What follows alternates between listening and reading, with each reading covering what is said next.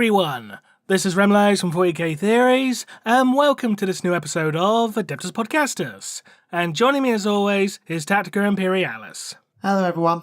Apologies for not being here last week, and I'll admit, I still feel like utter crap, so if this episode ends up being a little bit shorter than usual, then we apologise immensely for that, but it is what it is. But I've got my bucket by my desk, just in case I do need to nip out for whatever reason. No apologies. Hopefully you won't hear it, so... You've got to look after yourself. You won't be able to hear. I'll make sure to cut it out in the editing process. Don't worry, so you won't actually hear me if anything. No, it's all. Rem just start talking. They don't need to know. But no, sorry. No, you don't need to apologise. You've got to look after yourself at the end of the day. And thank you to Snipe and Whip for stepping into cover because, well, sometimes these things happen, and they always do a great job of keeping the episode flowing. Indeed. Right. So, in the news this week, there's quite a few things, isn't there? Because we had the Warhammer reveal stream, didn't we? Yeah, it was Even Warhammer though Day. The stream wasn't actually loading properly on their website. The whole thing just was, well, the whole show was kind of meh. It was fine. I can't exactly sit here and say it was the most drastic set of reveals they've ever done, but there was some decent stuff in there. I will say, there was some decent stuff. And once people actually got to see it and Warhammer community stopped crashing, then actually, plenty to enjoy for fans of most game systems. So let's start off by taking a look at Kill Team, which I think provided the most exciting reveal of all of it, mainly because of the Ratlings. Yeah, so this is called Brutal and Cunning, spelt the human way. And it pits a Tank Buster Kill Team, so they finally redone the Tank Buster kit from, must be 20 years ago, against a Ratling Kill Team. And I think Ratlings are a really good thing to bring into Kill Team for Imperial Guard. And they've really done a good job with the designs on both of them. I mean, as an Orc player, the Tank Busters look really impressive. They've got the tank hammers, they've got the rocket launchers. A lot less rocket launchers than I expected, and a lot more hammers and things like that. But I mean, I can see why, Tank Busters also need to be able to wreck things in melee. It's a blunt instrument. So I can see why both kind of work. Can we take a moment to appreciate how the boss knob also has, like, a rocket launcher pistol? Yeah, it's that's so absurdly orcish. I mean, the previous Tank Buster knob had something similar to this, as I recall. Did he? I don't remember, if I'm honest. I can see the model in my head with the Tank Commander greatcoat and a rocket in between his teeth, but I can't tell you exactly the size of the gun that was in his hand, whether it was a pistol or a full rifle. But either way, it's a great update, and making them really big and chunky as befits, elite tank wrecking boys who've probably all got a kill or two on a tank to their name by this point is a good direction to take. And of course, we can't forget the classic bomb squigs are also back. Of course. And I love that one of them's just carrying like a stick bomb with the pin in its mouth. Yeah, I mean, again, they're almost identical to old bomb squig designs, so there's very little there that's new, but still impressive. Oh, absolutely. I also appreciate the fact that, like, the Breaker Boys, they look like they're wearing, like, football helmets. Yeah, actually, I hadn't thought of it that way. Which probably means you can convert your own routes from, like, Blood Bowl minis as well, if you were so inclined. Depends on the scale, because these are larger than typical orcs, so I don't know how well that'll do. True. I imagine the heads will be a similar size and nothing else. Yeah, probably. And taking a look at the Ratlings, like, I think everyone loves the fact, the most important model of all, the Battle Mutt. Yeah, again, there is another doggo. But there's some really, really cool stuff built into this kit. A lot of great storytelling going on, which you don't have in the others. So the one that they made a big deal about was what are they called? The Big Shot, who's got a real, not quite las cannon, but a proper stopper, a properly powerful weapon. And you can't see it at this angle, but if you turn it round, then the power pack basically has a grilled toasty on it. So they're very much still like this. The fixer sergeant's got a cup of tea, which I've seen people Photoshop several times. And the weapons are so non-uniform because Ratlings are known for, pilfering things. They're all slightly different and are able to do different things with different bits of kit. And Ratlings with grappling guns. Never seen that before. Classic snipers. A Vox Thief rather than Vox User. They literally nicked a Vox kit rather than have their own. And yes, of course, their own doggo, of course. Yes. I do want to correct you in regards to the grappling hook, though, because you did actually have them in Blackstone Fortress. Oh, did they? Oops, my apologies. Yeah, the 2 Ratlings had grappling hooks, yeah. And is it just me, or does the fixer, the boss, he looks a bit like, well, Big Boss from Metal Gear Solid. Yeah, but down with the eye patch and everything. I wonder, especially considering in MGS5 that you use, what is it, MGS5 that you use binoculars a bunch to mark things? So maybe there's a reason behind all that. I'm sure someone at the design team had a good giggle putting all that together. And there was also some more Ratlings that got revealed that had, like, well, a full charcuterie board, essentially. Yeah, so this is something a little bit different. So what they're doing now is a commemorative series of miniatures. So these are a seasonal commemorative series miniature as the official title, and is, well, it doesn't say exactly how it will grow in terms of whether they do this every month or for certain events or whatever. Like, this kind of has a ring of American Thanksgiving about it, though I'm not sure if they've got the time of the year quite right for that, or maybe just for Christmas, I don't know. But it's called Provisionally Prepared, and you've got a Ratling sniper and his mate with binoculars trying to hand him a sausage. There's a bunch of pies and bottles of illicit beverages and a full cooked turkey mixed in with grenades, bullets, and everything else. It's a really cool piece of kit. I guess you could say this is a model for Warhammer Turkey K. That joke is appalling. I know. Like, that's or for Turkey, if you prefer. They're so bad I can't even be bothered to head desk. Oh god, they must be bad in that case. Indeed. However, if you are more interested in going into larger armies, then they also revealed the Christmas battle forces, and what a mixed bag. I missed these. So, I'll sling you the link to each one, the AOS, the 40k ones first, and then the AOS. Thank you. So, the 40k ones, you've got 4. They're based on, 5. They're based on different detachments within various codices. So the Adeptus Sororitas one is the Penitent Host. So it's got Penitent Engines, a Priest, and lots of Archoflagellants, Sister Repentia, that kind of thing. It all fits into that theme. The Hypercrypt Legion is all about a Catan shard. So you get the Void Dragon alongside Warriors and Overlord, and Lichguard and Trout Praetorian, so a really nice army, especially if you add it to like a combat patrol. It's a really cool army expansion, because that's the idea with these, is you're supposed to add them to a combat patrol as a great expansion point for the next step in your army. Yeah. So the Hypercrypt Legion is really cool. The Inner Circle Task Force is a really elite Dark Angels one that contains Lionel Johnson, the Inner Circle Companions, 6 of those, and 2 units of Deathwing and a Terminator Chaplain. So really elite. And a couple of Watchers, and a Watcher in the Dark as well. Yes, of course. And also, it's got a freaking Primarch in it. Yeah. The Imperial Knights get 4 Armigers and a Questoris Knight. So, a really solid army for Knights to add to, say, a Canis Rex or a Baby Warlord, whose name I've forgotten. I've forgotten their names now, the bigger Knights. Don't worry, Servo. Knights are not my strong point. No, but put all that in. They're all really, not quite army in a box, but really good armies or army expansions that any player could pick up and say, you know what, I'm happy with that. Especially like Dark Angels, you get the Lion, 2 squads of Terminators, 2 squads of Elites, and another hero. Necrons, you get 2 squads of Elites, a Catan, a hero, and some infantry.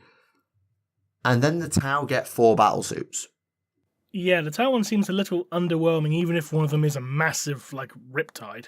Yeah, so you get a Riptide, a Ghostkeel, a Broadside, and another Commander, which if you put that with a combat patrol, means you get 2 squads of infantry, 1 tank, 2 commanders, and 3 big suits. And what this box has got me screaming is, where the fuck are the crisis suits? Yeah. considering that this is designed to go as an army expansion to a combat patrol, and neither commander has a squad they can be attached to, that just doesn't make sense to me.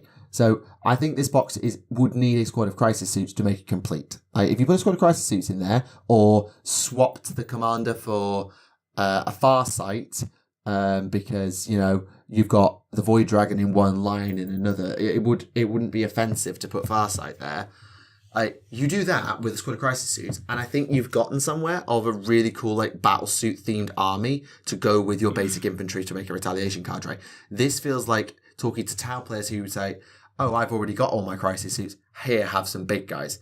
But most Tau players who are in that position already own several. I own 2 broadsides, I own 2 riptides, I own 1 ghost, I gave the other one away, and I own 4 commanders. To me, as a Battlesuits Tau player, this box holds no value to me when you think it's designed exactly for me. Yeah, it seems... Yeah. It is decidedly meh, and I'm not that fussed. And that's disappointing for me to say, because it's a Tau army box for Christmas, and I have no interest in buying it. So, somebody messed up. In which case, what do you think about the Age of Sigmar battle forces, then? Yeah, so the first one is the Sigmar, the founding foray, and it's a really good army. It's just a great army in a box. Free Guild Marshal on foot, his command corps, knights, infantry, a cannon, and a Warhulk. That's just everything a Cities of Sigmar army needs to get started, and supplements the combat patrol, spearhead, really, really nicely. Especially since I think the spearhead comes with a Free Guild Marshal mounted, so it doesn't double up on your hero count in any way, shape, or form. So it's really, really solid. I genuinely think this is a great box. The Flesh Eater Courts is the Charnel Grand Jury. So this is about Grand Justice Gormain, with 10 Crypt Guards, 3 Crypt Horrors, 6 Morpeg Knights, and 3 Crypt Flayers. So again, a really solid army for Flesh Eater Courts that you'd probably just want to add a Ghoul King to, or Usharan or something like that, and you've got a really solid army. And again, add a Spearhead to that, you get the extra infantry, you might get another unit of Crypt Flayers or something, and again, a Ghoul King or a Terrorgeist, you're good to go.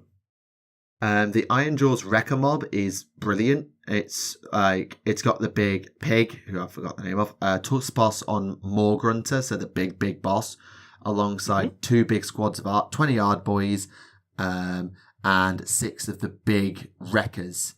So you're missing the middle ground of Auric Brutes that Ironjaws normally run, but if you're playing Auric Warclans with Ironjaws, you've definitely already got them. You've got your Maw Crushers, etc. This is a great army of newer Aurics just piled together in one place. So it's a great way for someone who has an existing Warclans army to not double up much, if at all. So again, really, really solid. And finally, Nurgle gets the Shudderblight Cyst, which I think they've done again something clever where they've tried predominantly to actually avoid doubling up, and they've actually put one of the Warcry warbands in here, the Rotmire Creed. So they put a Warcry warband in alongside the new Harbinger of Decay. Blight Kings are pretty normal, and the Puzgor Blight Lords are also quite normal for Nurgle armies, but they've managed to make the basic infantry not just, oh hey, have some more Plague Bearers. They've managed to put a Warcry warband in there, which is something a little bit different, so approve. So yeah, the AOS ones are really, really good. I'm not going to pick them up because time and money, but I think if you are wanting to get into Age of Sigmar because you're interested in AOS 4, or you've got some stuff left over from AOS 3 and thinking, I don't know if I want to expand this, it's a great way to go. So yeah I'm happy with them. Fair enough. Moving over quickly to Horus, Heresy, and Legions Imperialis, Dark Mechanicum. At last. At long last. So, I'm excited for this one. They're getting a full-blown campaign book called The Rise of the Dark Mechanicum. I'm excited for this. Yeah, and it's worth noting am. that they said in a previous show that every model in Legions will get a full-scale mini for Heresy, and vice versa. Well, not vice versa, but certainly every Legions mini will get a Heresy mini. So this is confirming Dark Mech for the main Heresy game too, just not yet. I think they've actually dropped the image for the 30k scale version, with this monochrome picture, because it's very much in style like I like to do the artwork for the actual Horus Heresy game itself, and it actually has this Stalker actually has a bit more detail than the Legions Imperialis models actually do. Yeah, they're called the Cerberos Heavy Stalkers, which is supposedly siege breakers armed with exoplanar bombards or storm laser arrays or irradiation engines. Like, bloody hell. The Dark Mechanicum Basically, they're giant killer robot spiders. Yeah, the Dark Mechanicum are not fucking around with these minis. I'm hyped. I am hyped. Yes, it also says that the rest will be shown in due course, and the doom of Magma City will be covered. Remind me, do you know the Magma City story? Not off the top of my head. No, it's gone out of my head. No, but it's this name I know. I just can't remember exactly how it goes. So, yeah, the minis look really good. I can't wait to see them in full scale, and I can't wait to see the rest of what they do with Dark Mech now that they're really properly bringing them. And, well, I suppose the only question is, how much time, if ever, will it be till Dark Mechanicum hit 40k? Because that's the $1 million question. Yeah. Hopefully not too much longer.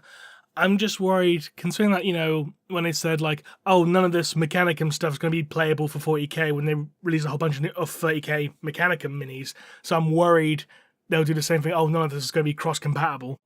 Yeah. They seem to have stopped that. Because, like, do you remember, like, there was this big push towards the cross-compatibility, like, around 7th and 8th? We're like, oh, yeah, these Mark 4 and Mark 3 armors, they can use them in either 40k or 30k. It's like, nope, Horus Heresy only kind of thing now. Yeah, I know Some what of the you contemptors.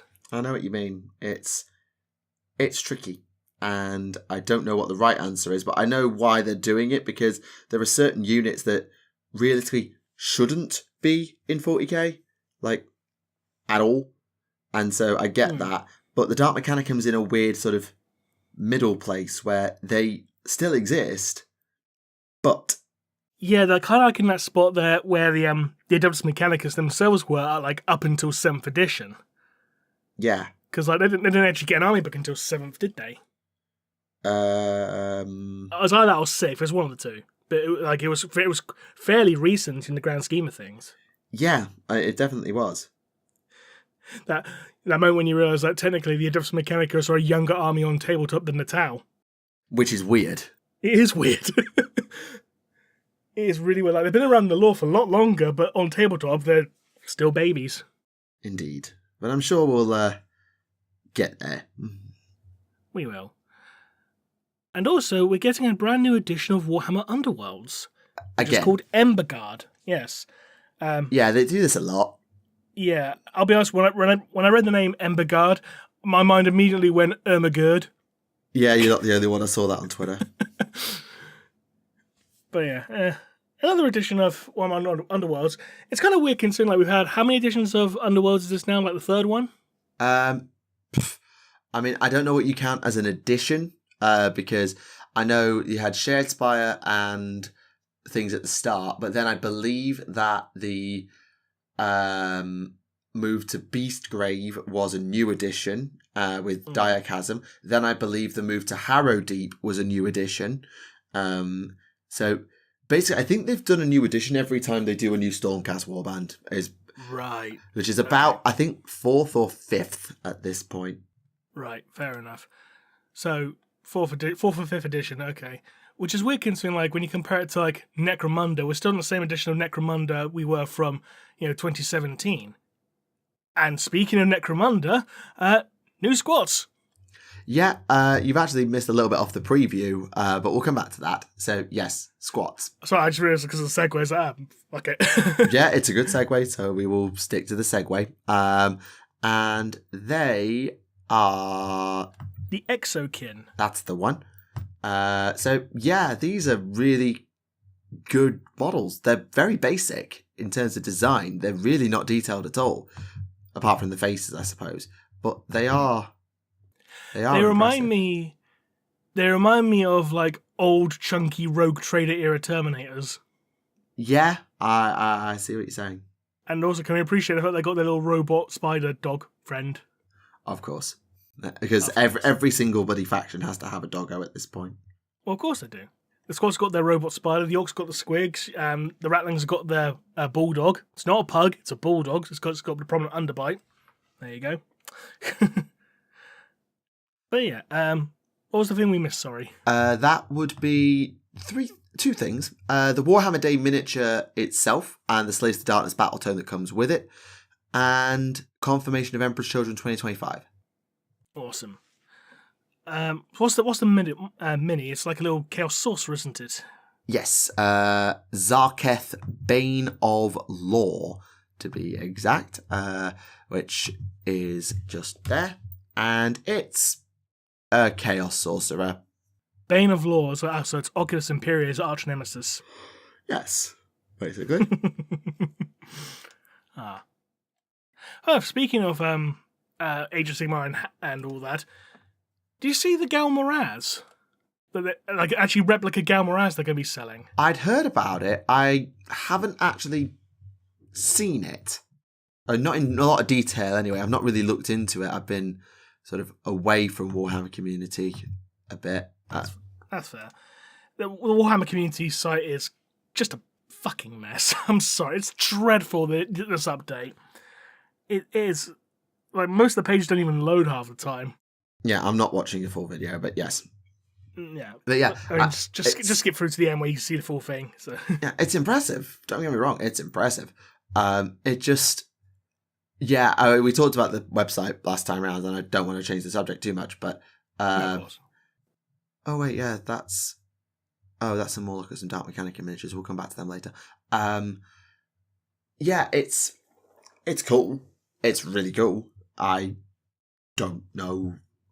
Well, I know why they've done it. I don't know if anyone's going to want to buy it, but... I mean, like, if they actually start selling, like, full-blown replica swords that are, like, proper high quality, like, for lack of a better term, like, battle-ready, like, with the reenactment type swords you can get from, like, like say here in Britain, for example, you can get from, like, English heritage places, like, in the gift shop, you can get, like, a proper battle-ready sword, albeit blunt. Because I don't want to sell an actual sharp sword in the gift shop, are they? But one that, like, if you actually twat someone on the head with it, it's not going to shatter, kind of thing. If they sell ones of that quality, I can imagine them selling quite well, especially if you sell things like, I don't know, like Gal Moraz, that's an obvious one. Excuse me. But, like, maybe, like, a replica of, like, say, Draknien. That could be really cool. Worldbreaker. Yeah, Worldbreaker. Yeah. The Emperor's Gorechild. Sword. Gorechild. Yeah. There's a whole bunch of them. The Sword of Secrets. Yeah. I reckon they could sell pretty well if they're of high quality. And I don't recall if you talked about it last time, but did you see the Weta Workshop helmets? No. So Weta Workshop, as part of their partnership with Games Workshop, are releasing a bunch of Space Marine replica helmets. And as soon as I saw that, I thought, oh, cool. If it's like, handcraft, like, 1-to-1 scale Space Marine helmets, or like close to it by human scale, that you can wear. I figured, What, that you can wear? If they were selling ones you could, not even necessarily ones you could wear, just like 1-to-1 scale ones you could have on your desk. Like, I figured, you know what, that could be pretty cool. The price of them, $99. The problem with them at $99 is that they are tiny. Oh my Christ. They are as tall as your thumb is long. That is a disgrace. For $99. And bear in mind, these are coming from New Zealand, so you're going to be, adding shipping on top of that, and shipping from New Zealand to Britain or to America, it's going to cost a fucking lot. Yeah. So it's going to cost you upwards of $120 minimum for something that small. $99, no fucking thank you. Again, if they were selling like 1-to-1, if they were 1-to-1 scale at $99, people would buy them. I guarantee people would buy them. But like, that small is like, what? It's like a helmet for your cat. If that. Oh, wait, hang on. I sent you the wrong mini for the Warhammer Day guy. Oh, did you? Oh, sorry. Well, sorry, I sent you the right kit. The concept of the... Well, I think I did. Well, no, they revealed a Chaos Sorcerer Lord in the Slaves to Darkness preview, which I just assumed was the same bloke. It's not. Oh. So, that is Zarketh, Bane of Law. Right. What I sent you earlier was the Chaos Sorcerer Lord. Gotcha. I'll tell you who it looks like. Have you ever seen The Black Cauldron, the Disney film? No. He pretty much looks identical to the Horned King. Right. That is a reference that I hope the viewers understand, because I don't. Yeah. It's the Horned King from Black Cauldron. Yeah. Underrated film, that. I kind of see it. Yeah, the skull face, the horns, the feathery cloak. Yeah. And plus he's a sorcerer that casts green magic, so yeah, I think it works. Yeah, anyway. It checks out. Sorry, you were ranting about Weta Workshop. Yeah, I mean, they're selling 3 of these helmets. 1 Ultramarine, 1 Dark Angel, 1 World Eater. And the World Eater is the only one that's actually a different sculpt, because the Dark Angel and Ultramarine ones are exactly the same except for the chapter symbol on the head. Boring. Yeah. And again, $99 for something that small?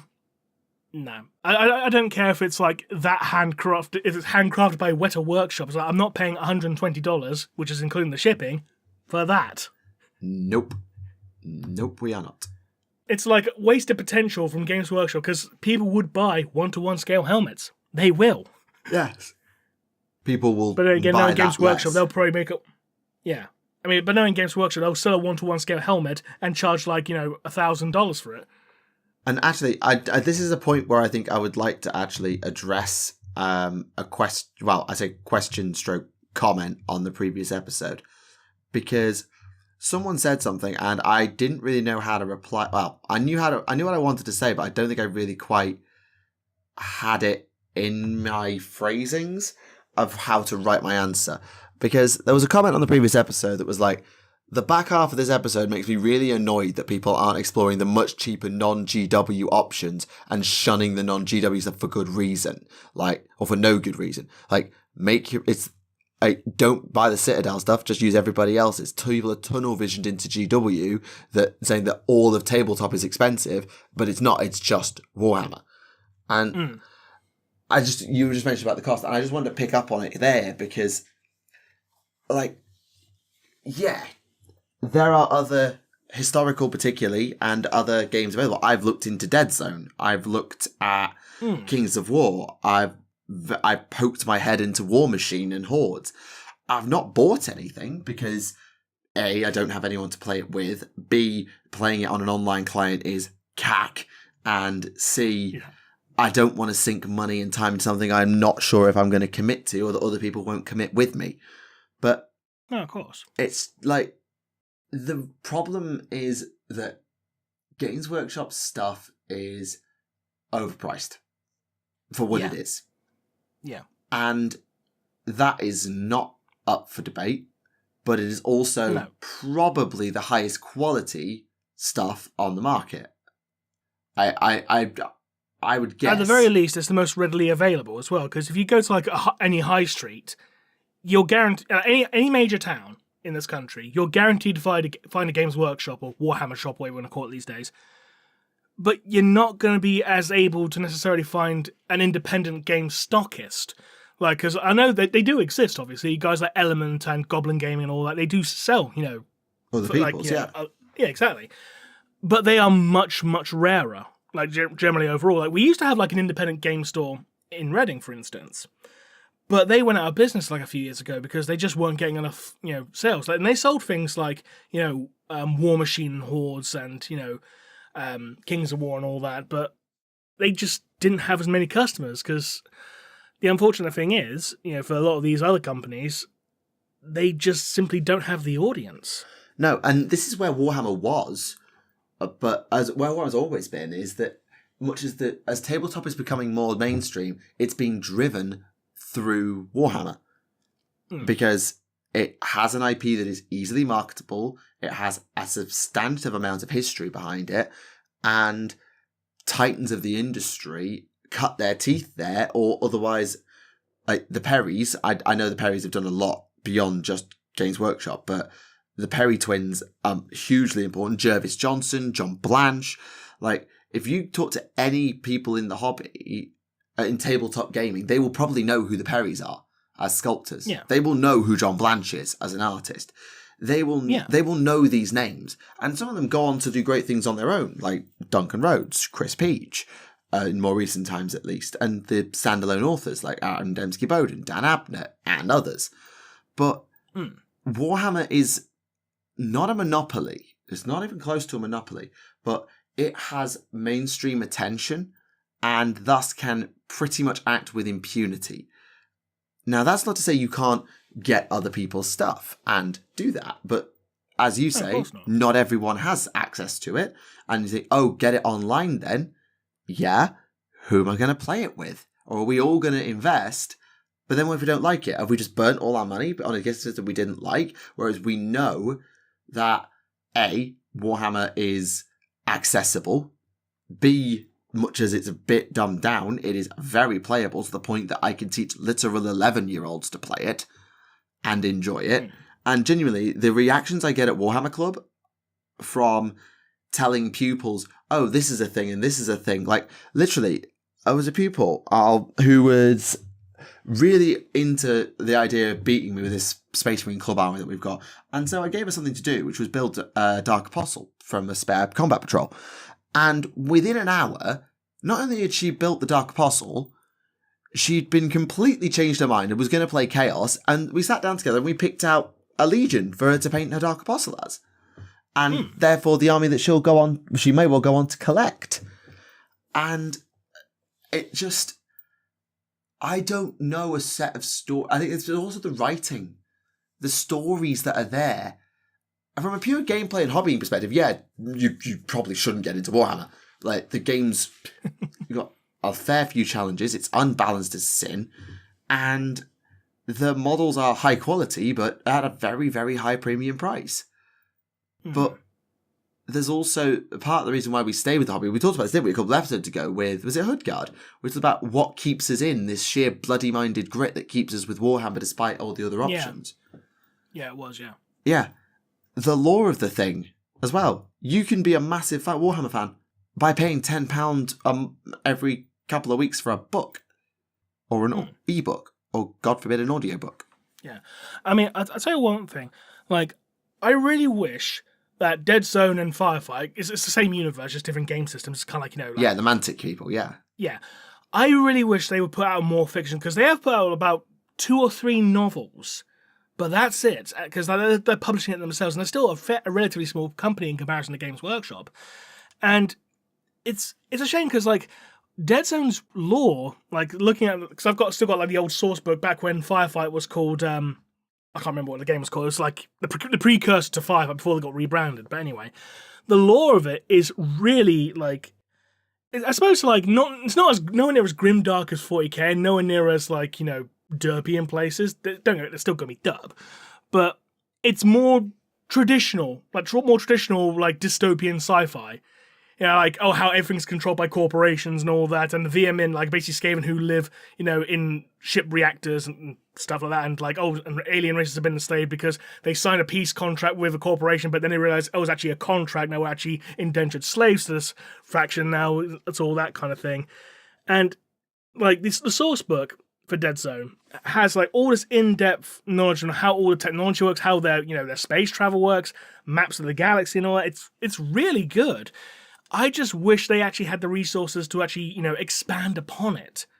Because it's got so much potential there, but it's hampered by its own obscurity, essentially. Yeah, and it's hard to break out of that cycle of obscurity. But I think the other problem is I've just gone on Mantic's website. Just as you were talking, I went onto the Dead Zone section of the Mantic website. And I looked at all the galactic factions, as they're called, and I'm seeing knockoff Eldar, knockoff Arbites, knockoff Votan, even though they were there first, knockoff Guard, knockoff Orcs, Mason Labs, the Plague, who are kind of zombie Tyranids, and then knockoff Skaven. I mean, and that's we can't deny knockoff Skaven thing. That is pretty much obvious. It's like basically Space Skaven. No, but look at the... We can't deny that. Yeah, but we go on the website and look at the factions. The Marauders are just orcs, but with slightly different proportions. The GCPS are just guardsmen. I know they've got the terrible sci-fi soldiers thing going on, but they're always going to look like guardsmen. But they're just guardsmen.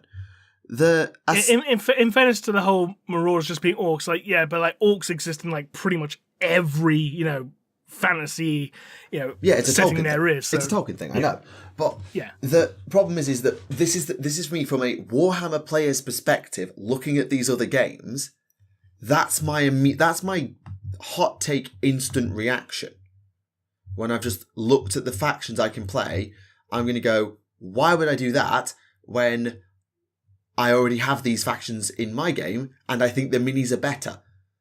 Yes, they're more expensive, but they're better. In at least in the vibe that I get from looking at them, they don't look as good as Citadel sculpts. And I know Citadel can throw all the money in the world at the problem, which is why, but still. I know that probably makes me sound really, really poncy and up myself, and if I do, then I'm sorry. But that's the vibe. And it's the same, like, I've just gone on to Kings of War. Like, the Abyssal Dwarves, Chaos Dwarves, Basileans, basically the Empire. Dwarves, Elves, fine, whatever. Empire of Dust, Tomb Kings. Forces of Nature, Wood Elves. Forces of the Abyss, Demons. Goblins, Halflings. Night Stalkers, that's unique. The Northern Alliance, basically not even Kislev, what's the other one? Norska. Ogres, Orcs. Ratkin, basically Skaven.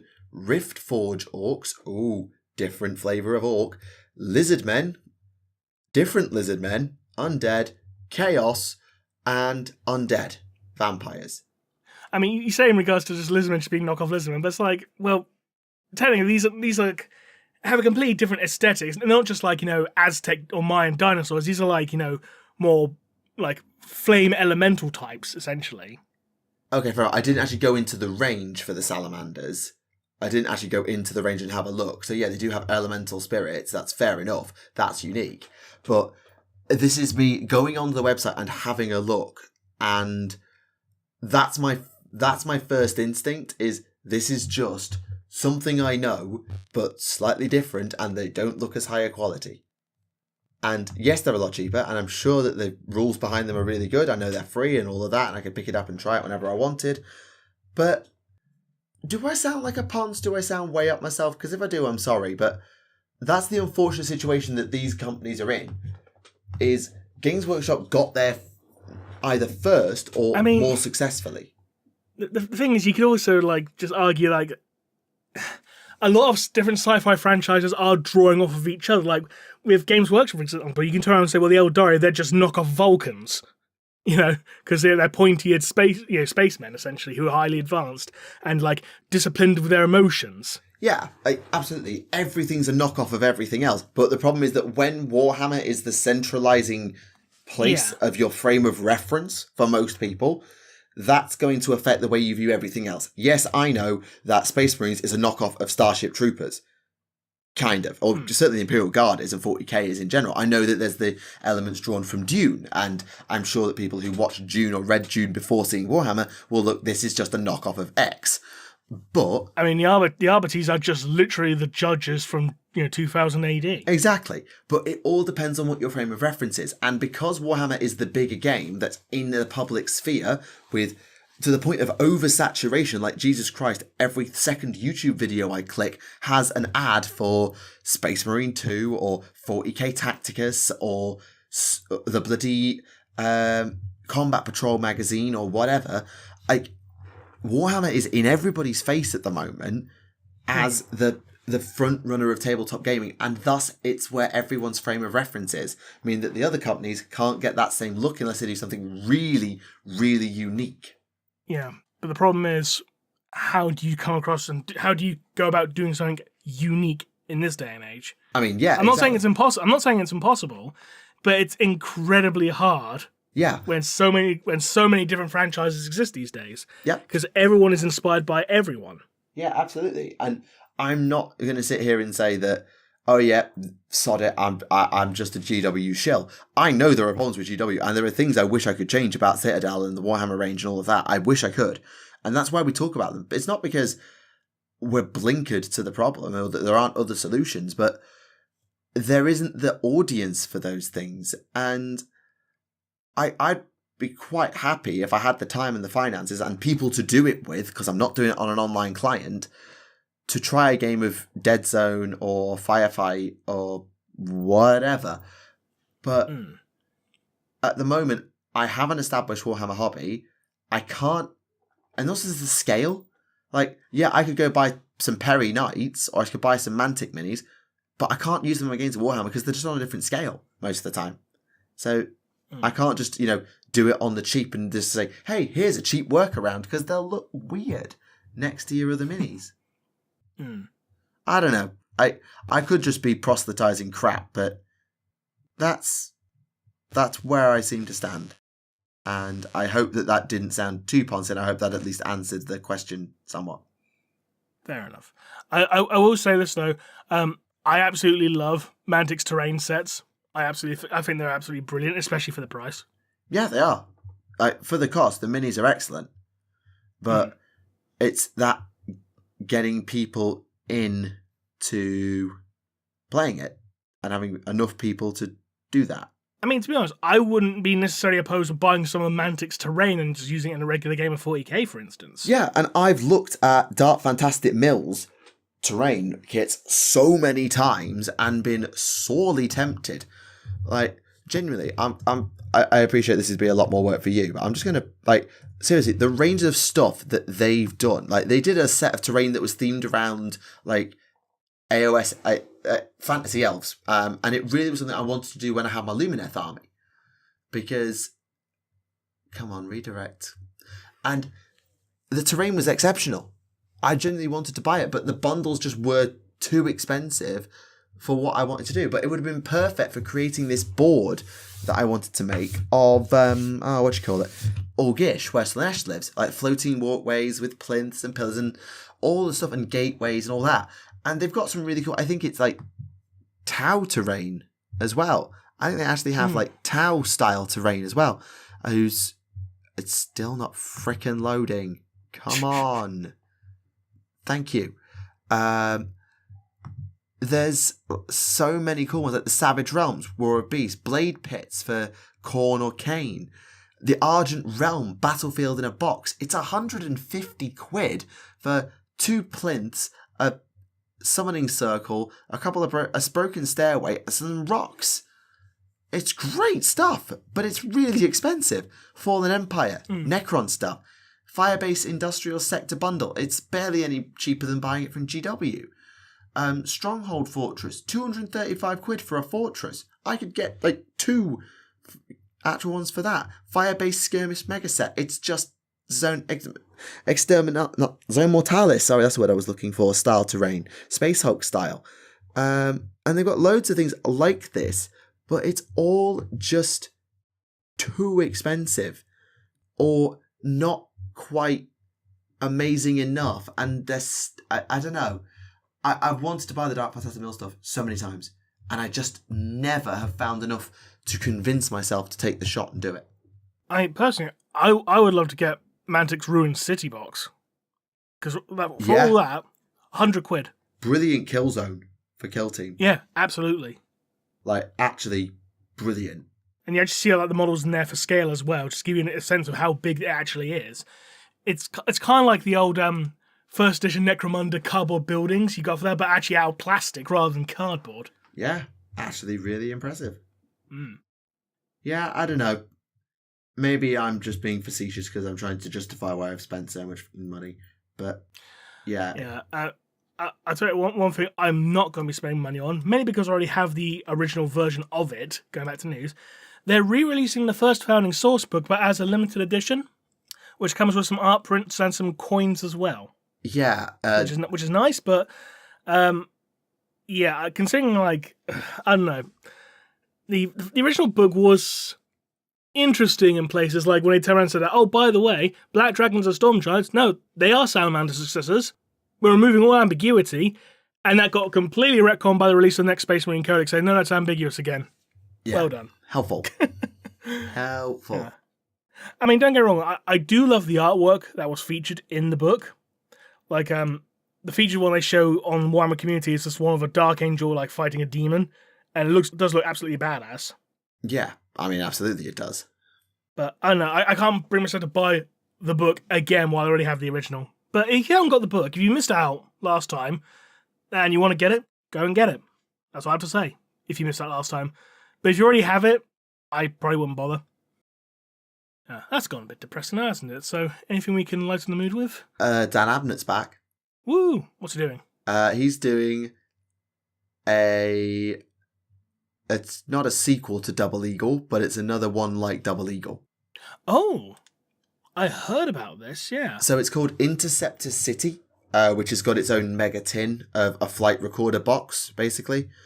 Nice touch.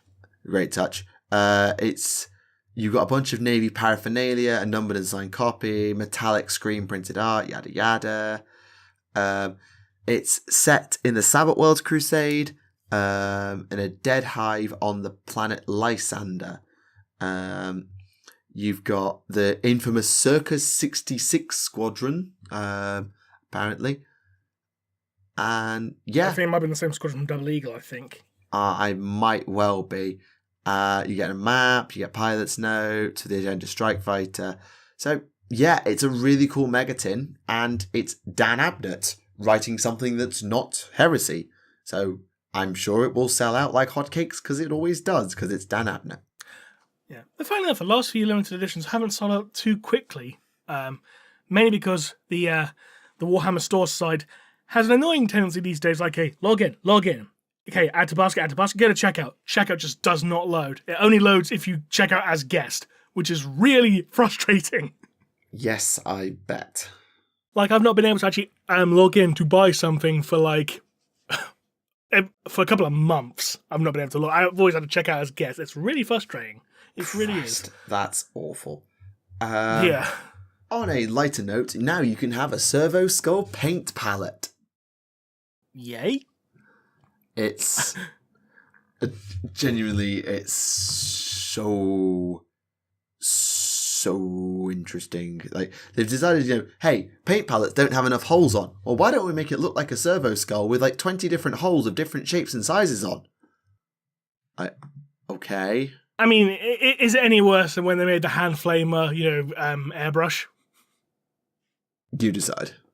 You decide. So, yeah, that happened. So, let's do something that's actually unequivocally good. We saw more Dark Mechanicum stuff. Ooh, sure, share. So, this is the Heresy Thursday from this week. And you've seen the Cerberus Heavy Stalker earlier. You also get the Tenebrax Archer Battle Stalker and the Erax Butcher Assault Stalker, which I will put here. You also get Swarmer Scout Hosts. They're basically like drones with infantry shredding exoplanar repeaters. Which, by the way, can we just point out the phrase exoplanar means from outside this plane of existence? Just for the record. So warp chicanery, essentially. Indeed. Yeah. And they're also led by a Scintillax Cyclops, which I don't know if it's this thing. I think it is, because it has something called the Networked Anima special rule when they've got Noosphere controllers. So it's proper messy kind of thing. So yeah, they've really gone for this theme with Dark Mech, with Terror protocols, Purge protocols, and actually the Stalker Constructs box gets you 8 Scouts, 2 Erax, 2 Tenebrax, and 2 Scintillax. So that's only 4. 8 Scout hosts. Oh, each host is 4. Is it? Maybe. Either way. And the boxes also contain relevant terminals for using them in games of Adeptus Titanicus. That's the scale we're working to here. Bloody hell, I thought they completely forgot about Adeptus Titanicus. I thought they'd rolled it into Legions Imperialis completely. I thought it was dead. Yeah. Yeah. Also, Dark Mechanicum can just use regular Tagmata units, Titans, and Knights. So Nice. Yeah. Basically, yeah, Dark Mecha, like, basically just a bunch of demon engine spider things. Like, that's what Dark Mechanicum are. Which is cool. It is cool, and I can't wait to see it all in full scale. Same here. Heresy also confirmed Astarte's melee weapons at last, like proper a pox of melee weapons, which gets you 10 chainswords, 2 heavy chainswords, 2 Charnabal sabers, 2 thunderhammers, 4 power swords, 2 lances, 4 axes, 4 balls, 4 fists, 2 augury scanners, 2 melter bombs, 2 storm bolt guns, 2 hand flamers, 2 plasma pistols, 4 Volkite Serpenta, 4 Phobos bolt pistols, 4 Umbra bolt pistols, 4 Tigris bolt pistols, 8 hands, 10 heads, and 42 arms. And a partridge in a pear tree. So yes, basically the ability to make all your guys into melee guys. Which is excellent. Fucking finally. Fucking finally. It's not come long enough. They've also confirmed the data sheets for the kill team, Vespid and Tempest Aquilons, and they're incredibly boring. Like, how so? Because I know the old Vespid team, and so one good thing, you can take them in 5s. Thank God. You can take them in 5s. Because that means that people who have old Vespid are not completely screwed. Yeah. But you can only get the cool shit if you take 10. So that's fine. You have to buy the new kit to get the cool stuff anyway, so whatever. They still have Deep Strike. They still have Neutron Blasters, which are exactly the same. They still have the ability to go back in reserve at the end of your opponent's turn, if you so desire. And once per battle, they're allowed to get Ignored's cover, thanks to the Oversight drone. Yeah. That's it. Once per battle, Ignored's cover. Fair enough. I mean, the new weapons are fine, like the grenade launcher's anti-infantry 3+, which is kind of good, and the rail rifle is a rail rifle, and the flamer's a flamer. So they're not bad guns at all. It's just kind of flat. Yeah. I mean, that's fine. They're not expected to be like this revolutionary unit completely, but, you know, they've got this new drone that lets them commune with the Tau, and all it gives them is once per game ignores cover. Yeah, seems a bit...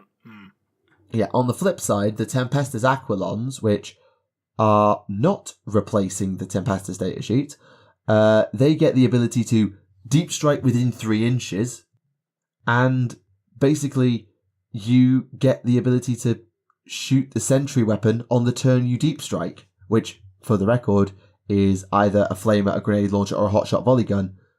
On the turn you deep strike, as if it were your shooting phase. So you basically get 2 shots with the sentry gun. Which, you know what, fine. You have to take them in 10s. Actually, it gets... Oh, no, that's the Aquilon. Because the sentry flamer is officially equipped to the Sergeant. That's fine. Yeah, I mean, they're really diverse. They've got lots of hotshot weapons, and long lasers, and flamers, and volley guns, and melter, and plasma. They've actually done a really good job of keeping these guys really diverse. So, yeah, good work. Fair. Just a shame about the Vespid. And finally, for the news, there is another star player for Nurgle. Ooh. And it is this guy, which is called... And who is this guy? Guffle Pussmore. He's a big lad, isn't he? Big lad with a big mouth on his stomach. I was going to make a joke about him having so many chins now, but hey. Yeah, and here's something hilarious. He caught a nasty infection after swapping jerseys after the game with a Nurgle Rotters player.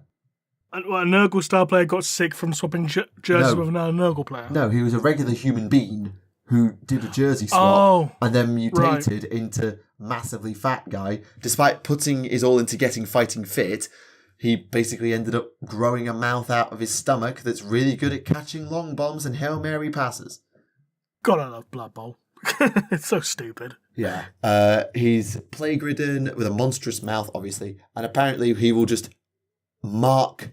so hang on, once per game, if he's marking an opposing player who catches the ball, he may immediately make an armor and subsequent injury roll against that player. And if he breaks their armor, he immediately gains the ball without a turnover. So, like, literally, you throw the ball to the guy he's marking, he just goes, mine. Which is just hilarious. Oh, yeah. Again, Blood Bowl's stupid and I love it. Yeah, it's one of those, it's, as much as we were talking about other games and getting into them, Blood Bowl's one of the games I just wish I got into but never did because no one plays it. Face to face, anyway. Which is a shame, yeah. Yeah, it sucks. But can't do anything about it. I think there was a vignette, a Death Watch vignette teaser trailer that we skipped over, which Sure. I'm sure it'll be good on Warhammer Plus when no one will watch it.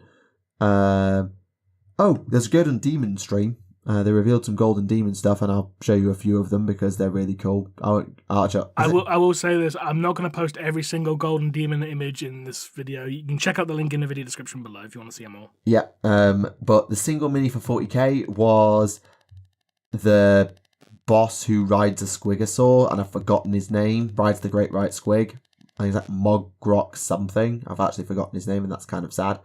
But really great background detailing work, as well as all the terrain and the squigosaur looking like a proper great white shark. It's really impressive. Mm-hmm. Also Kroot. Also the single miniature bronze has got a really weird armor effect that looks like it was drawn in a cartoon style, and that's really impressive.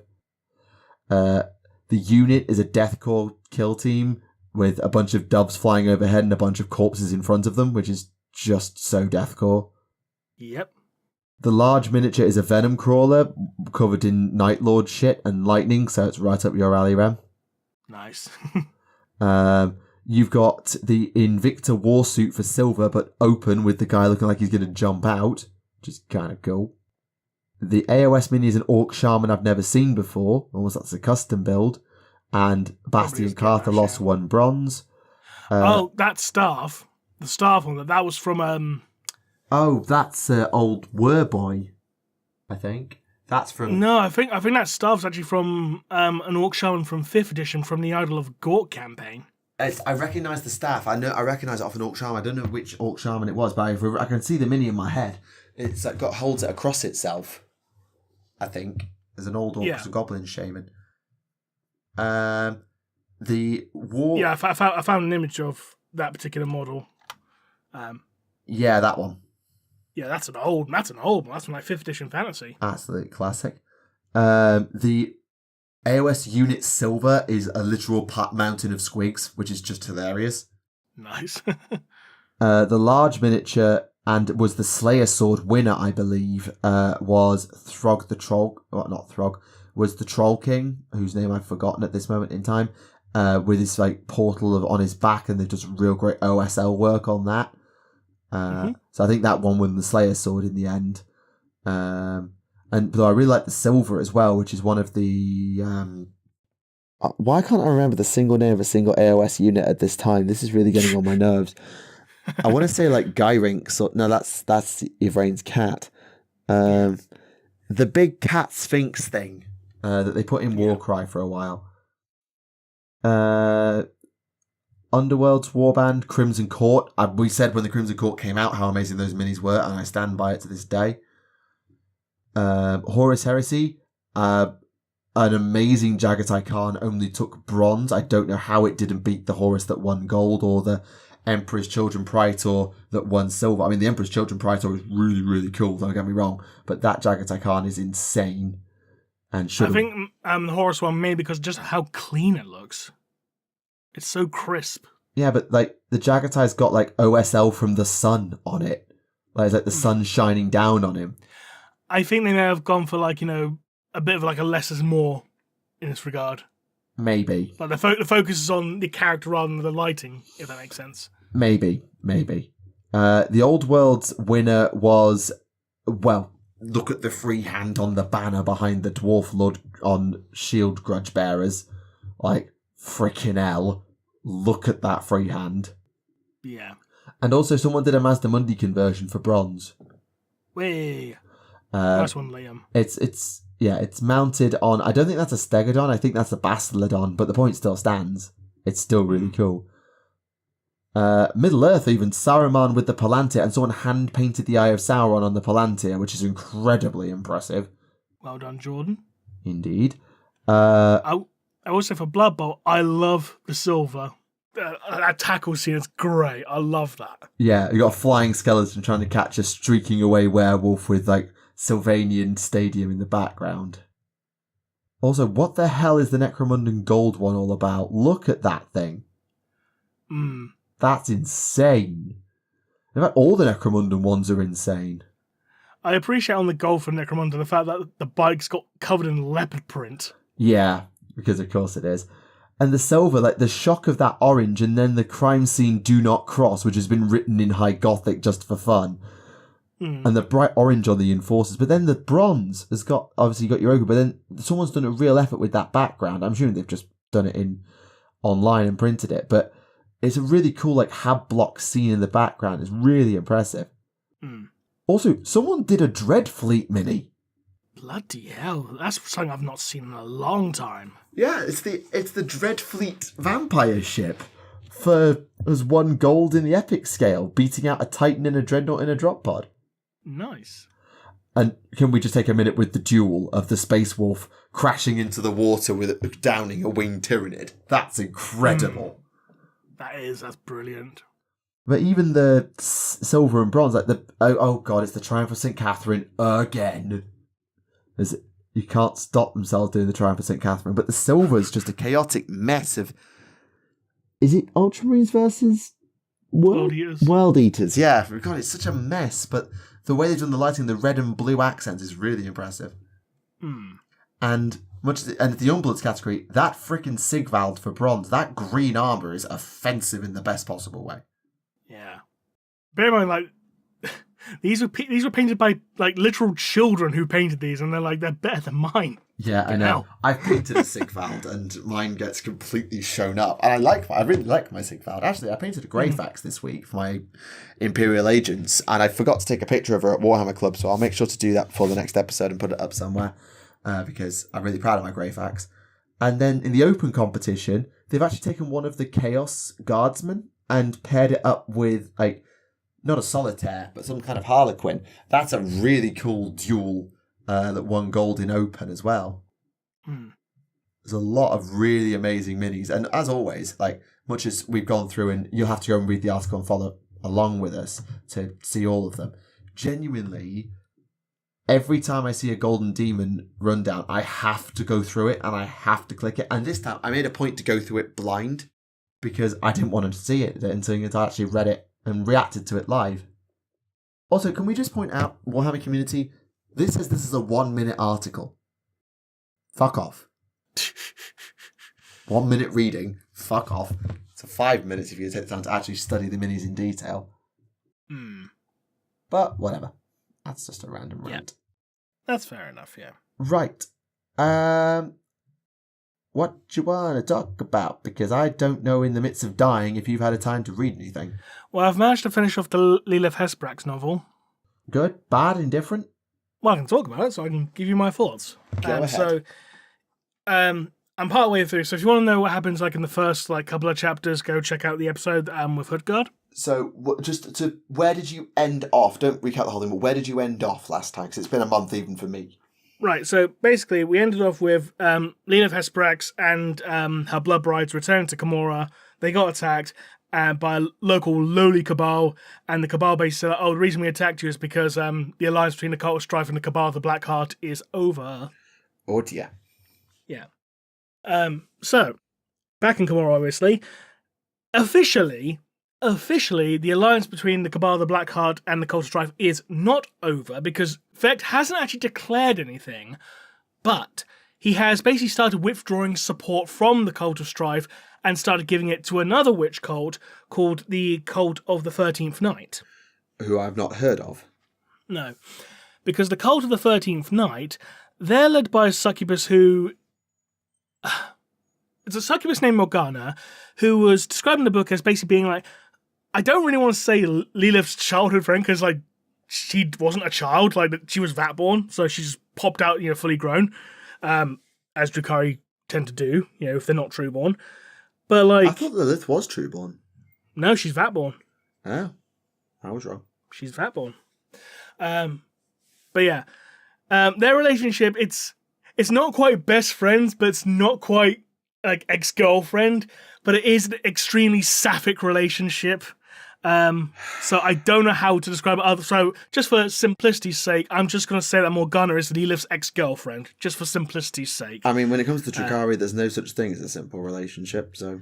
Exactly, because they don't really do love, they don't really do friendship, but they do have allies, don't they? But it is very sapphic, because there is a lot of sexual tension in the backstory between them, so I'll just say ex-girlfriend for simplicity's sake. Fair enough.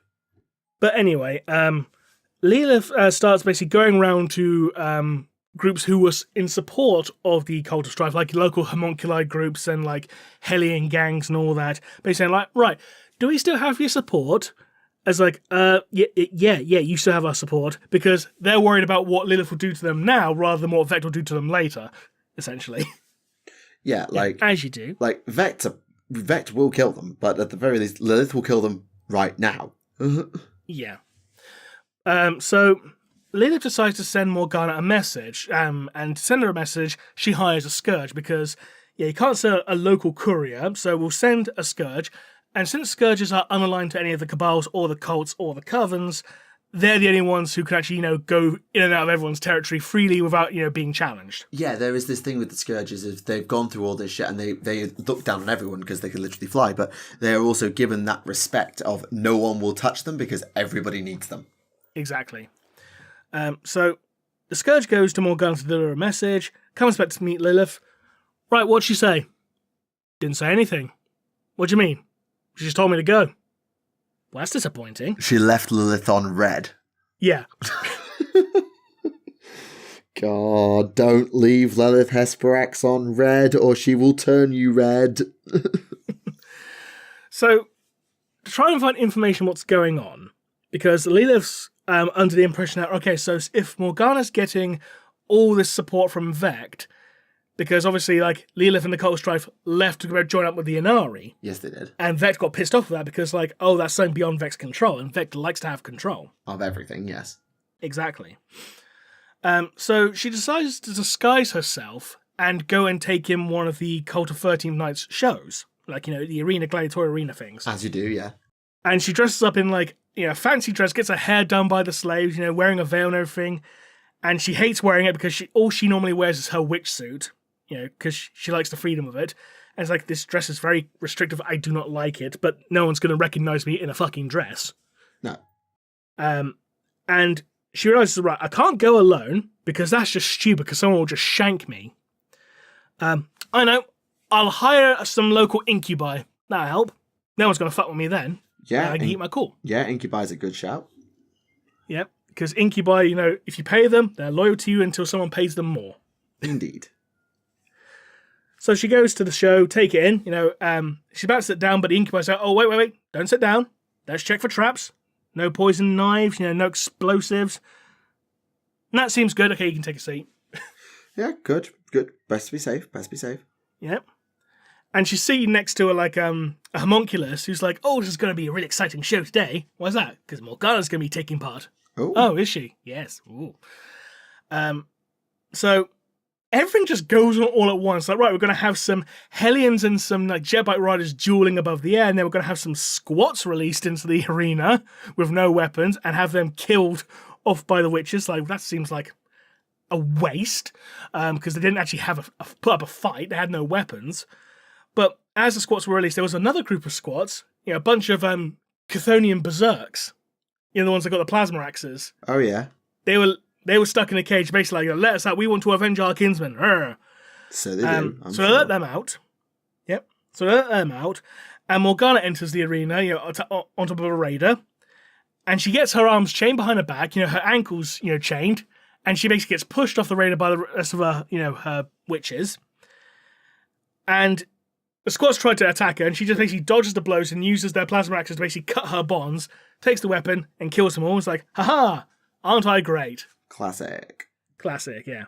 But so, while Lilith is very artsy and very acrobatic and flamboyant with her style, Morgana's just effectively just a brute in comparison.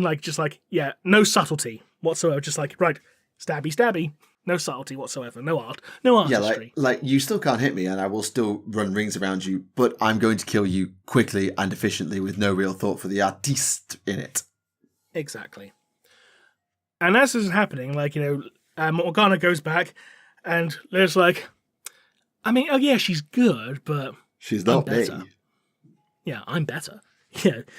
And she's sitting there watching the show, and a slave comes up to her and goes, excuse me, miss, Mistress Morgana wants to meet with you. Uh-oh. You mean she saw through my disguise from up here? Fucking hell. Well, no one else knows that. All right, I'll go meet with her. Okay, but your incubi have to wait here. Of course. And Lilith's like, yeah, that's fine, because knowing Morgana, she's not subtle. If she wanted to kill me, she would have just killed me there and then. Yeah. She would not be subtle about whatsoever. So, you know what? I'll take the risk. So she meets with her, and Morgana's very pissed off. It's like, you left Gamora, you abandoned Gamora, you abandoned me, grr. And all that. It's like, yeah, but you're being manipulated by Vex. He doesn't want you, because you're the best. No, he wants you as his pet just to get to me. Because, he knows how, you and I were close.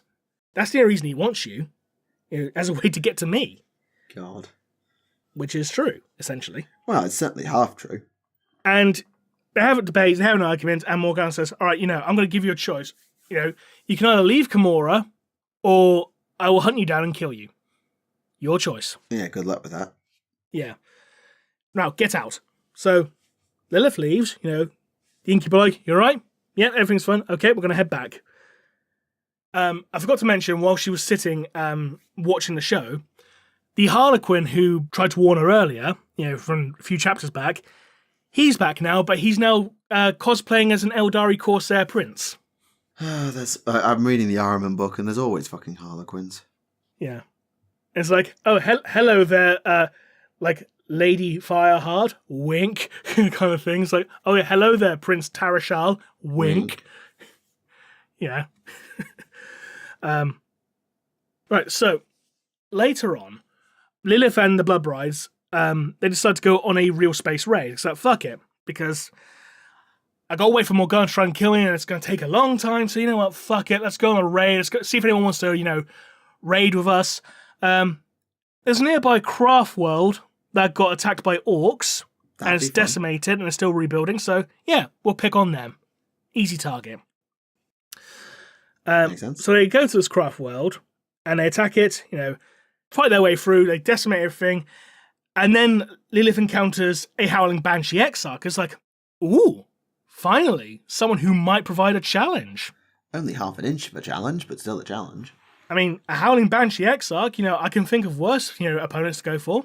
Yeah, but, I remember the days when a Howling Banshee Exarch was weapon skill 5 and Lilith was weapon skill 9. This is hardly going to end well for the Howling Banshee.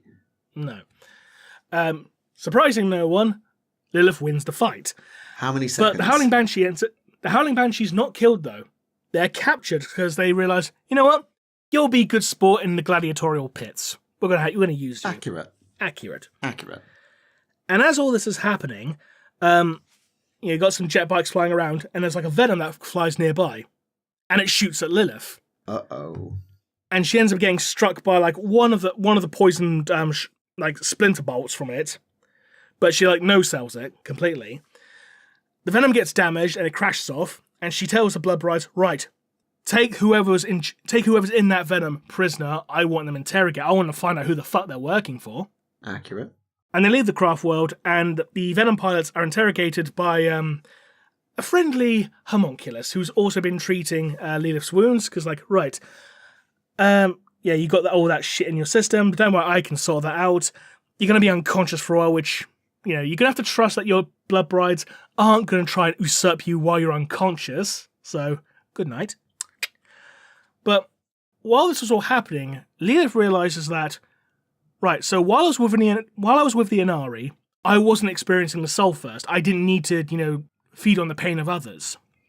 Oh. But now I do, because I've been away from the Inari for so long, the hunger and the thirst has come back. Oh, and there's the carrot for the Drakari. Yeah, it's just and it's kind of implied okay, so is this just me because I'm not close to Ivrain, or did Ivrain take this away from me because me and her were being catty to each other a few chapters ago? Who knows? Knowing Eldari psychology is probably the latter. But anyway, Lilith's treated. She comes back, regains consciousness rather, and the prisoners from the venom are being interrogated, or were being interrogated rather.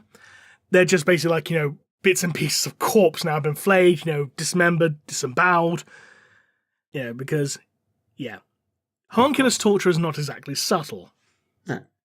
So, right, do we find out which cabal owns that venom? No. Do we know about the riders? No. Right, homunculus, bring them back to life again. Oh, you're going to interrogate me yourself? No, I'm going to fucking kill him. So they get brought back to life just so Lilith can kill him. Because she's being petty. But yeah, they go back to Camorra, and they end up going through someone like, a flesh market. And as they're going through the flesh markets, all the locals are like, oh my god, it's Lilith Hesperax, oh my god, she's so cool, she's awesome. And like, people are actually worshipping her, like bowing to her, and like, adulation, all this adulation for her. And Lilith's like, yeah, I think we can hang out here for a bit. Yeah, I like this. Yeah, okay. And they go to like, effectively a local brothel, orgy and drugs and drink ensues. They wake up the next day. Well, she wakes up the next day inside the brothel, and Harlequin's like coming through the door. It's like, hey, it's your boy. What are you doing here? You might want to move. Why? Because your friend Morgana's on her way with her entire cult. Ah, crap. What do you mean?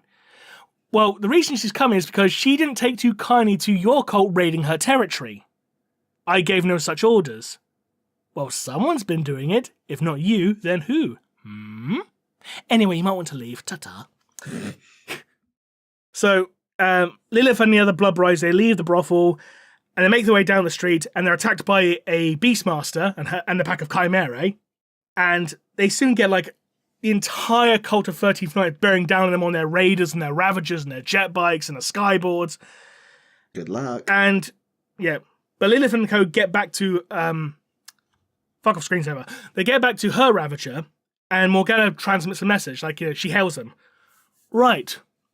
I'm not happy about this. I don't appreciate being made to look a fool of.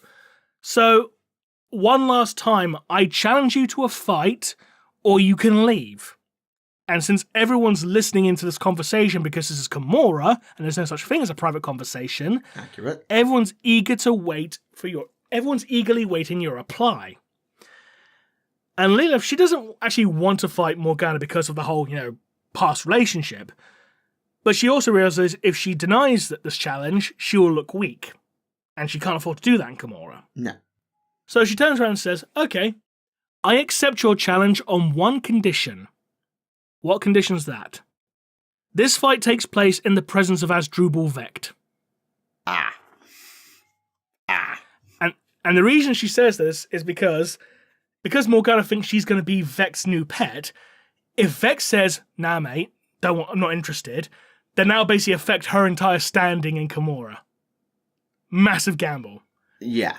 And if he does accept, well, they get to fight in front of Vecht and she'll probably just kill him. So it's a win-win for Lilith, essentially. But Morgana's like, alright, fine, I'll ask him. And surprisingly, when Vecht goes, yeah, it'll be a bit of a laugh, won't it? Alright, but you got to do it in my palace. Yeah, surprising, no one Vecht gets his way. So they have the fight in Vecht's arena. They fight. It's a very, very close fight. They're very, very evenly matched because Morgana was trained at the same time as Lilith was. Like, different fighting styles. Like, Lilith is more artistic and graceful, whereas Morgana's more brute force. But they are very evenly matched, even to the point where Morgana actually manages to disarm Lilith, by just kicking her in the wrist. That must be a first. Yeah, all the assembled Drukhari nobles watching, they're like aghast, because like, oh my god, I think that's the first time I've ever seen someone actually disarm Lilith Hesperax. Yep. So Lilith ends up biting a chunk out of Morgana's face. Because why not? Why not? Why not? And it gets to the point where Lilith goes like, you know what, this is stupid because like Vecht, the only one who's winning from this is Vecht. So you know what? I'm going to drop my knives. I'm not going to fight you. And Morgana comes rushing in, grabs Lilith, about to stab her in the belly and stops. Literally about a millimeter from her chest or whatever. Just stops. Right. And Morgana's like, fuck, why can't I fucking kill you? Gah, all this relationship angst and all that. And it's like, because you fascinate me. The phrase you fascinate me comes up a lot. To the point where it ends up being like a running joke. But then Vecht turns around and says, okay, well, since you two won't kill each other, this match is declared a draw. Boring. Kill them. Vecht just says, kill them, and the Cabal of the Black Heart come rushing in and start shooting at them. Big fight ensues. Lilith and Morgana basically butcher their way through the Cabal of the Black Heart through a whole bunch of unfortunate Drukhari nobles stuck in the middle. Lilith jumps over Vec's incubi bodyguard, ends up killing a few of them. That's impressive. And then Vec just gets off of his throne and just twats Lilith in the side with his mace. It's like, no, you going down, bitch, kind of thing. Go to sleep. Yeah, and Lilith's like, ha, I win. What do you mean? I made you get off your throne. You're not as powerful as you think because you can just sit there and play everyone's strings. It's like, oh, well, never mind. I'm still going to deck you, though. And then Morgana leaps at Vec from behind and starts stabbing him, but the shadow field's deflecting all the blows. Unlucky. Until the point where the shadow field gets overloaded. And breaks. Rolled a 1. Yeah. So Lilith ends up cutting off one of Vec's arms. Christ. Yeah. But she doesn't feel anything from Vec's pain. And it's like, do you not feel anything? And Vec's like, not really, no. And it's implied, like, we don't actually know if this is actually the real Vec or just a body double, because he does have a whole bunch of doppelgangers running throughout Gamora. Well, yeah. Because he's not stupid enough to run around without one. Because he realized, I've got a huge target on my back. Let's see if anyone's stupid enough to try and shoot it. Yeah, basically. And she gets to the point when she ends up putting a knife to Vec's throat and says, like, right, well, I could kill you now and take over Gamora for myself, but I have a proposition. What proposition? If you want my cult's help, I will help you, as long as I get to share the spoils. However, an attack on her, pointing at Morgana, also constitutes an attack on me. And we will not tolerate that, will we? Do we have a deal? And Vec's like, yeah, fair enough, mate. Alright, off you go. I got what I wanted. Lilith just walks off, Morgana ends up leaving with her. It's like, why did you save me? Because you fascinate me. And God. Epilogue of the Harlequin's like, we must dance the dances of hope, but there is no hope in Gamora, but there are people in there who may take the first steps of this dance. The end. Yeah. It's not a bad novel, but it does get a little bit... Shit. I was going to say it gets a bit fanficky in places. Like, It's like I said, it's not an overall... overall, it's a perfectly entertaining novel, but it can be a little fanficky at times. Lilith X OC romance novel with a side order of Vec drama. Ugh. Yeah. Again, not a terrible novel, but a little fanficky. And considering that you get extremely few novels set A, within Gamora, B, involving Lilith, and C, involving Vect, and D, involving Ivrain. Like, there's some big players in this book, and we've suddenly just gone from, hey, there's treachery afoot, to Lilith's ex went to buddy up with Vect, and then she's as good a combatant as Lilith, just a bit more to the face, and then they decide to team up against Vect and then defeat Vect in close combat, and then swear that Vect will do what they want so that they can walk off into the sunset as the Harlequin plays the Song of Hope in the background. I'm just like, what? Yeah. I mean, I'll be honest, like, again, I'm probably not doing it justice with my description, because, like, bear in mind, I'm still dealing with, like, illness-addled brain, so I'm a little bit scrambled in a fugue and all that. Yeah, but like, even if you've not done it... But I got all major plot beats down, so... Yeah, if that's the major plot beats, then the details are kind of less relevant, unless the details completely... Like, oh, I saved you from Vect because you fascinate me. What? Yeah. Again, it's hard to describe their relationship in human terms, because Drukhari culture is completely different. Like, there's no such things as friends or, like, husbands, really. Like, just, like, allies of various forms. Yeah, and there's not even, like, romantic or sexual partners, because they don't reproduce 99.99999% of the time. Well, maybe they're lacking in romantic, but I wouldn't say there's lacking in sexual, considering there's brothels in Gamora. So. Okay, accurate, yes. But, people getting together to have kids and raise a family is not a thing. Yeah, it's only, like, the really, like, elite of the elite. Like, fun enough, Lady Malice's Cabal has, I think it's like, they've got the highest number of true-born Drukhari in all of Gamora. Huh. Random stat. Which I think means that the Cabal of the Poison Tongue are basically like the bourgeoisie of Drukhari society, because they're all the posh. It's like, we're the posh, real-born ones. We're real. God. Yeah, I mean, Bougie fucks. I admit I was really interested to buy the Lilith novel. I'm now not. Like, there are times when you read me, when you go through novels, and I'm like, oh, I wish I'd picked that up. I'm now glad I didn't. And that's as damning a statement as I think I can give. I mean, out of these character novels so far, I'd say this one's one of the weakest. I mean, it wasn't as bad as the Cypher one. That's definitely the worst one I've read so far, these particular series so far. But it ain't on the level of, like, the Ghazghkull novel. Oh no, the Ghazghkull novel was fantastic. Exactly. Why is it? Hang on. I'm noticing a parallel here. It's like the Primarch series, isn't it? The first one, the Ghazghkull novel, stroke the Lorgar one, are insanely good, and nothing quite meets that bar for ages until one banger comes along and smashes them all out the water. I do want to clarify, the first novel in the Primarch series was actually Guilliman. Oh. It was Guilliman, then Russ, then Magnus, then Perturabo, then Lorgar. God, it was 5 servings of shit, and then we got Lorgar. The Perturabo one was okay, but the Lorgar one was the best one for a long time. And then the Angron one came out, which is like the only one that's actually better, in my opinion. Yeah, and it's not similar with this character series. Like, the Sigismund one is... Yeah. That was the Horus Heresy character series. Okay, sorry. Jesus Christ, there's too many series that are so fucking similar. There are. But this is the one that had the Ghazghkull one, which was fantastic. The Huron Blackheart one, which was pretty good overall. At the Helbrecht one, which I've not actually read, not going to lie, because... that's the one I thought was the Sigismund novel. I've got them mixed up. Whoops. Mainly because Black Templars don't interest me. Sorry. No. There was a Shadow Sun one, which was good. There was the Cypher one, which was, frankly, a mess. It was a mess. It's Cypher. Shock. Yeah. And then you had this one, which it was better than the Cypher one, but... That's not saying much.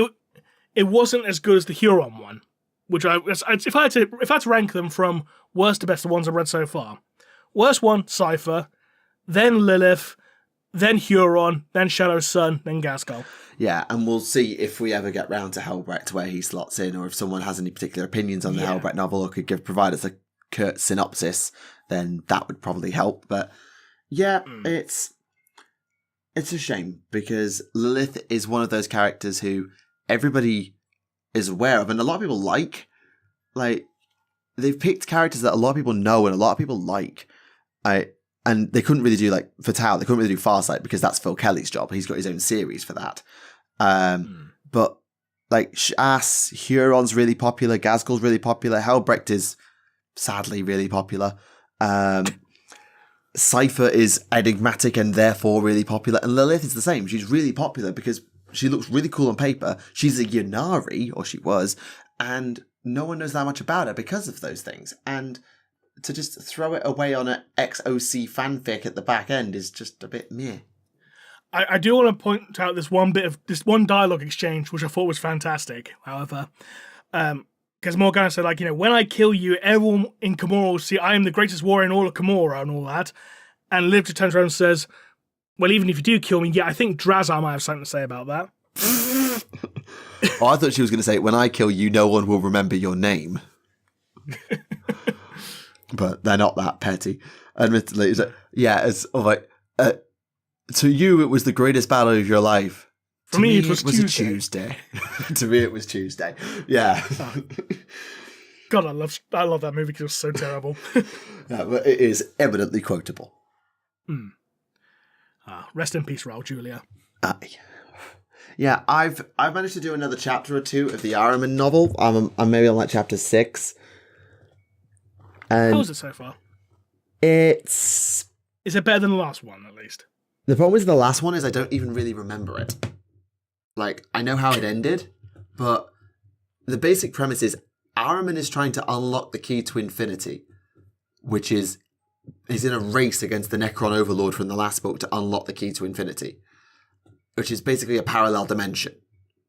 Right. And, well, I say parallel dimension. It's sort of a plane of existence within this object where it's all shaped by the user's will and whim, and therefore being a psyker and having real strong control over his emotions, he can do the things that he needs to do. Whereas the Necron Overlord's just, he's a Necron, it was built for Necrons, etc. In the meantime, you've also got the Helioisidorus stuff going in the back end, and basically the Exiles fleet is leaderless, because Ahriman is just in a parallel dimension most of the time, and there's other stuff going on, like there's a demonic infiltrator, there's a storm that tried to kill them, and all these different things. But the problem is I'm curious as to where it goes, but the whole driving force behind what made the first Ahriman novel so good is you had a loyalist turned traitor, exile, librarian, who basically became Ahriman's wingman stroke ward, and seeing Ahriman from that perspective was really powerful.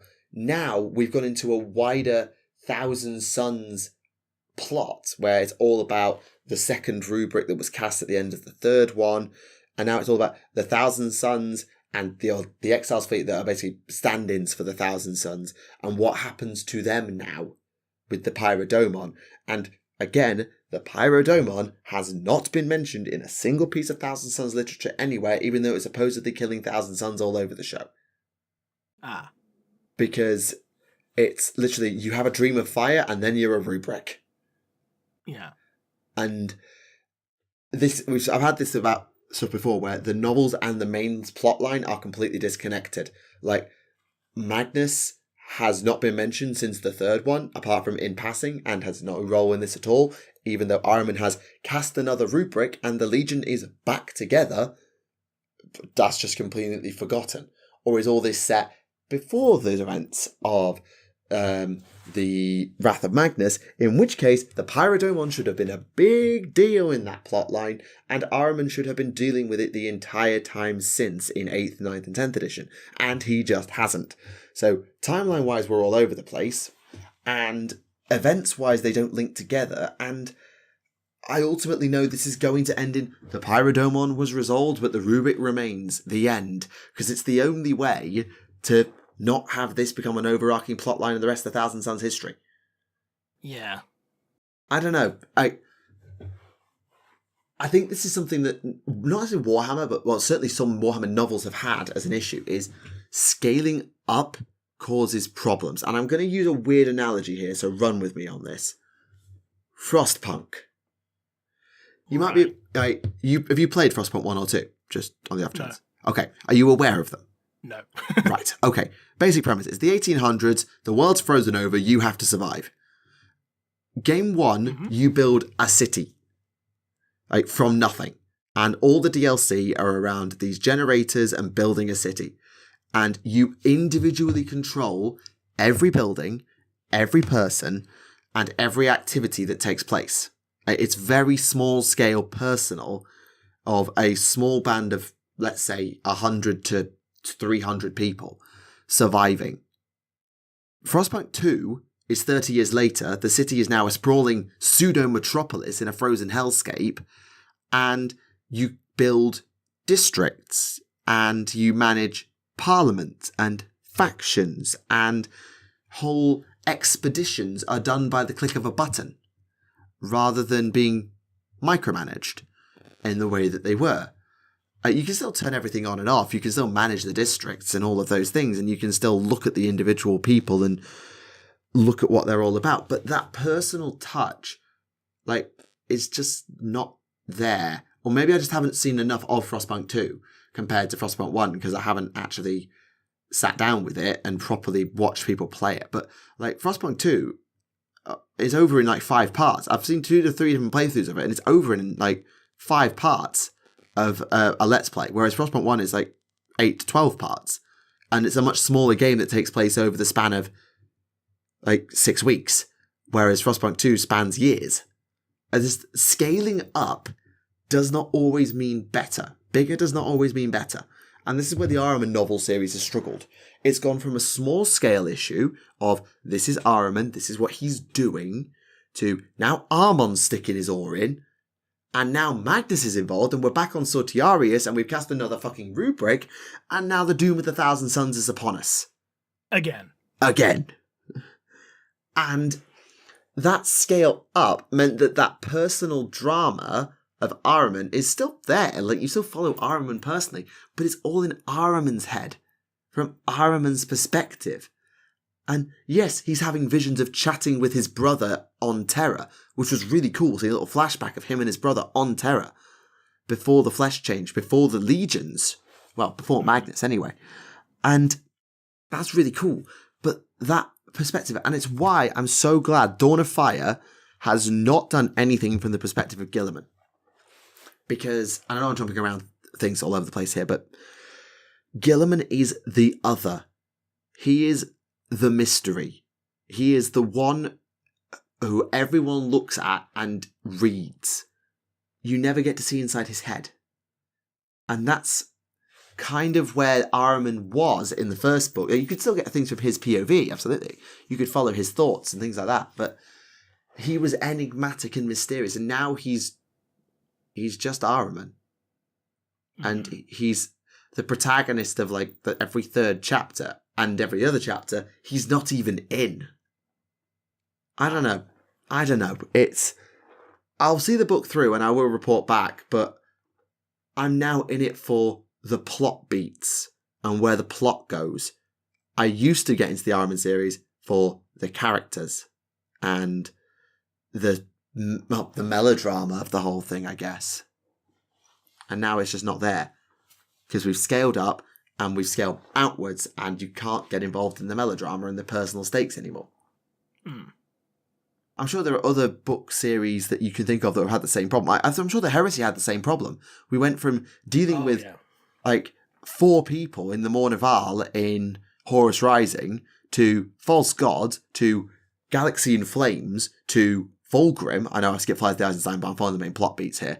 And everything just expands massively, and that character drama just gets put on the back burner over plot beats. And I'm sure you can think of other ones as well that I just haven't read. Oh yeah, definitely. But we won't go into all of them here just because there is actually surprisingly a lot of them. So, but given the time, very best to move on.